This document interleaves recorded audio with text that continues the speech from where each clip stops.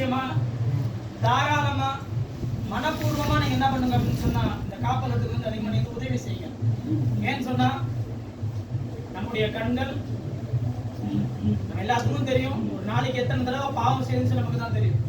ஆனா இந்த பிள்ளைகளுடைய கண்கள் என்னைக்காச்சும் செல்போன்ல பட்டிருக்குமா? யோசிச்சு பாருங்க.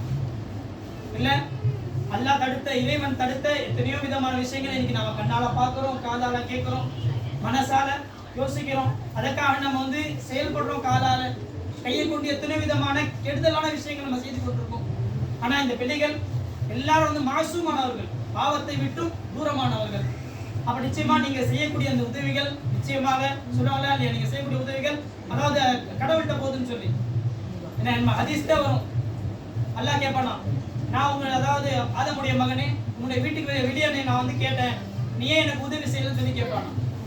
அப்போ மனிதன் சொல்லுவானா, யா அல்லாஹ் இந்த உலகத்துக்கே வந்து உணவு கொடுக்கக்கூடியவன் நீ எப்படி என்கிட்ட வந்து கேட்ட, நீ எப்ப எல்லாம் வந்து கேட்ட சொல்லும்போது அப்போ அல்லாஹ் சொல்லுவானா, நான் வந்து இந்த மனிதனுடைய ரூபத்துல வந்து உங்ககிட்ட நான் உதவி கேட்டேன், ஆனா நீ என்ன பண்ண அந்த உதவி வந்து மறுத்துட்ட அப்படி அல்லாஹ் தஆலா சொல்லுவானா. அப்ப பாருங்க அல்லாஹ் தஆலா இவர்களுடைய ரூபத்திலையும் அல்லாஹ் தஆலா என்ன பண்ணுவோம் அப்படின்னு சொன்னா நம்ம அதான் நமக்கு வந்து ஒரு படிப்பினே அல்லாஹ் தஆலா ஆக்கி வச்சிருக்கிறான். அப்ப இவர்களுக்காக நீங்க என்ன பண்ணுங்க அப்படின்னு சொன்னா உங்களுடைய ஜகாத்துடைய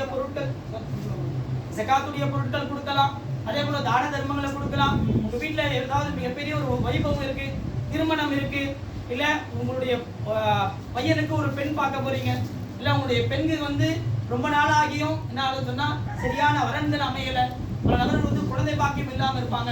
அவங்க எல்லாம் நீங்க வந்து நேர்ச்சி செஞ்சுட்டு வாங்க, இந்த பிள்ளைக்கு உங்களால் முடிந்த அளவுக்கு என்ன பண்ணுங்க அப்படின்னு சொன்னா உதவிகளை செய்யுங்க. அல்லாஹ் வந்து இன்ஷாஅல்லாஹ் இதை காட்டிலும் பன்மடங்கா அல்லாஹ் தஆலா இன்னும் நீங்க எதையெல்லாம் நினைக்கிறீங்களோ, நீங்க எதை இன்னும் நினைச்சு பார்த்துட்டு இருக்கீங்களோ, நினைக்க முடியாத விஷயங்களையும் இன்ஷாஅல்லாஹ் அல்லாஹ் தஆலா கொடுக்கக்கூடிய இருக்கிறான். இன்ஷாஅல்லாஹ் அல்லாஹ் தஆலா நம்ம அனைவர் குலத்திற்கும் அல்லாஹ் தஆலா ஏற்றுக்கொள்வானாக. அஸ்ஸலாமு அலைக்கும் வரஹ்மத்துல்லாஹி. நன்றி சொல்லுங்க.